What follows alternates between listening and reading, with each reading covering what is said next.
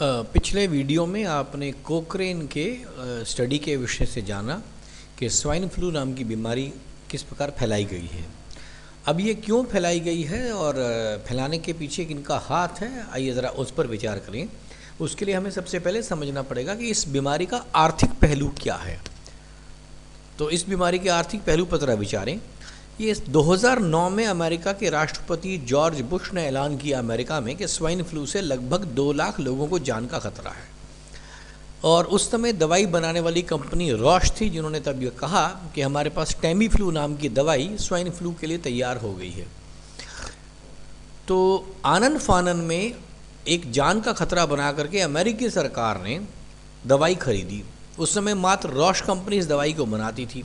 तो 2 करोड़ खुराक मंगाई गई, जिसका $100 प्रति खुराक के लिहाज से $200 करोड़ की दवाई खरीदेगी। यानी आज की तारीख में ये लगभग 12,000 करोड़ रुपए की दवाई तब उस कंपनी ने जॉर्ज बुश ने खरीदी। अब समझने वाली बात है कि उस समय जो रॉश के जो मालिक थे, जिन पर इसका डायरेक्ट फ़ायदा वो कौन कौन थे। दरअसल 2009 के बाद ही बराक ओबामा आ गए, तो इनकी सरकार समाप्त हो गई। तो सरकार समाप्त होने के बाद इन बातों का खुलासा हुआ कि उस कंपनी के मालिक थे जॉर्ज बुश, दूसरे थे इसके रक्षा मंत्री रम्सफेल्ड और डिक चीनी जो इसके विदेश मंत्री थे। ये तीनों व्यक्ति जब बुश सरकार में थे तो उस सरकार पर के मंत्री थे, और उससे निकलने के बाद ये सब खुल करके रॉश कंपनी के उस पैनल के ऊपर आ गए। 2009 में इस बीमारी के आपातकालीन स्थिति को पैदा करने वाले राष्ट्रपति जॉर्ज बुश थे, और उन्हीं को इसका सीधा फायदा था। रम्सफेल्ड और डिक चेनी, इनके साथ के जो 2 लोग थे, जिन्होंने इस बात को बहुत रूप से फैलाया कि अब ये बीमारी बहुत फैल गई है। अब 2009 की समाप्ति के बाद जब बराक ओबामा आए, तो ओबामा ने भी इस बात को कहा कि अमेरिका इस दवाई के लिए दुनिया के लिए काम करेगा, क्योंकि बीमारी बहुत फैल रही है। ये दिखाने के लिए सारा उसने किया है।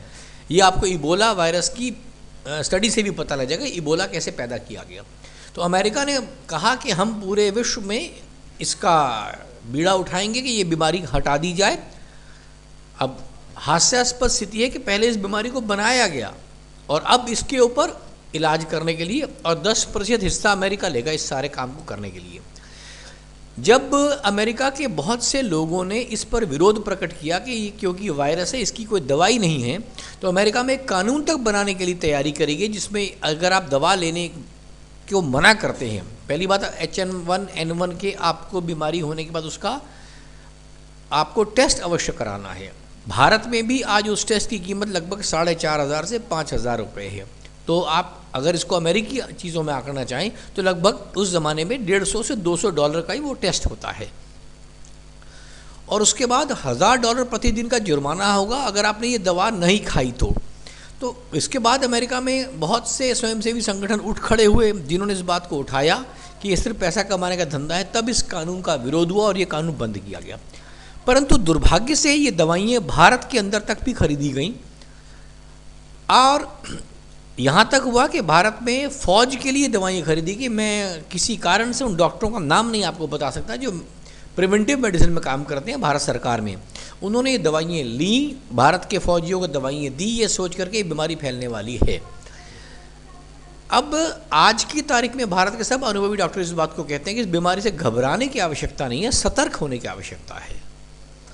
इस बीमारी को आप हल्के में न लें। आमतौर पर जब आपको कोई वायरल फीवर होता है, वायरल का बुखार होता है, तो आप बाकी सब काम करते रहते हैं, और थोड़ा गला ख़राब हुआ, पेट खराब हुआ, टांगों में दर्द हुआ, आप इसको साधारण ले लेते हैं। लेकिन वैज्ञानिक डॉक्टर ये मानते हैं कि इस बीमारी को हल्के में न लिया जाए, और यदि ये बीमारी अपना वायरस अपने समय से आया तो 98% से अधिक रोगी तो अपने आप वायरस मरने के उपरांत ठीक हो जाते हैं। सिर्फ अपने शारीरिक प्रतिरोधक क्षमता पर ध्यान दीजिए और इसके होने वाली कॉम्प्लिकेशन पर ध्यान दीजिए। यदि आप इतना ही ध्यान दें तो आप बच जाएंगे।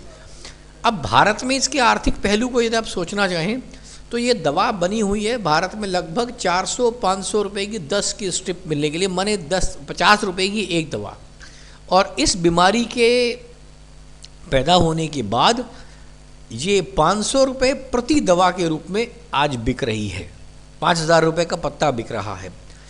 दुर्भाग्य से भारत के कुछ ही ड्रग व्यापारियों को इसका लाइसेंस मिला हुआ है और वो इसका पूरा पूरा फ़ायदा उठाते हैं। भारत सरकार के लिए दो फायदे होते हैं जब इस बीमारी के लिए ऐसा पैनिक क्रिएट होता है। तो एक तो इसको इंपोर्ट करने के लिए सरकार को संसद में कहीं पूछने की आवश्यकता नहीं है, ये कह दिया जाता है कि भारत में क्योंकि एपिडेमिक फैल रहा है इसके लिए हमें दवाई लेनी है। आपकी जानकारी के लिए भारत ने लगभग 30 मिलियन यानी 3 करोड़ दवाएं 2009 में खरीदी थी। अभी इस वर्ष कितनी दवाएं खरीदी की इसका आंकड़ा मेरे पास नहीं है, परंतु 3 करोड़ दवाएं खरीदी गई और उन दवाओं को 2009 में बांटा गया। आप कल्पना कर सकते हैं ये दवाएं तो सरकार ने खरीदी हैं। उसके अलावा भारत में कितनी दवाएं इस पर आई होंगी आप अंदाज़ा लगा सकते हैं इससे कितने धन की और जान मान की हानि है और इस बीमारी को जबरदस्ती डराया गया।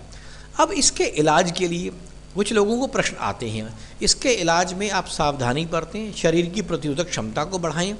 भारत के अंदर जो आयुर्वेद का इसका इलाज है वो सीधा बताता है, मैं बता रहा हूँ आपको। इलायची, लौंग, तुलसी के पत्ते, छोटा अदरक, एक दालचीनी का टुकड़ा, हल्दी, काला नमक और 4 कप पानी लेके इसका काढ़ा बनाएं और जब ये पानी 1 कप रह जाए तो उसको 2-3 चम्मच पी लें। यहाँ पर आपको ये बताना चाहूँगा ये स्वाइन फ्लू का विशेष काढ़ा नहीं है। स्वामी रामदेव भी इसी प्रकार का काढ़ा बताते हैं जिसमें तुलसी के पत्ते, अदरक, लौंग, दालचीनी होगी। दरअसल ये काली मिर्च, लौंग, दालचीनी, तुलसी के पत्ते ये सब हमारे शरीर की प्रतिरोधक क्षमता को बढ़ाने के लिए, ये किसी भी वायरल के लिए बेहतर है। ये ऐसा कुछ विशेष नहीं है। आजकल स्वाइन फ्लू के नाम से आपको ये मैसेज मिल रहा होगा कि, लेकिन ये स्वाइन फ्लू का नहीं है, ये शरीर की प्रतिरोधक क्षमता को बढ़ाने का एक काढ़ा है। इसको आप बढ़ाइए और ये सिर्फ इसी के लिए नहीं है, ये काढ़ा आप हमेशा के लिए रख सकते हैं। जब भी मौसमी बुखार हो, मौसम में चेंज हो, आपको लगे शरीर में कुछ हरारत है, इसको आप लीजिए, आपका शरीर स्वस्थ रहेगा। स्वाइन फ्लू का आज एक टेस्ट भी 4,500 रुपये का, पहली बात। और दूसरी बात आप ये समझ लीजिए कि स्वाइन फ्लू का टेस्ट आज भी कन्फर्मेटरी नहीं है। ये हो सकता है कहकर दवाई बेची जाती है इसका कोई भी प्रत्यक्ष रूप से इसका कोई कन्फर्मेटरी टेस्ट नहीं है। वीडियो को सुनने के लिए धन्यवाद। इसका अधिक से अधिक प्रचार करें ताकि लोग इस वहम से बच सकें। बहुत बहुत धन्यवाद।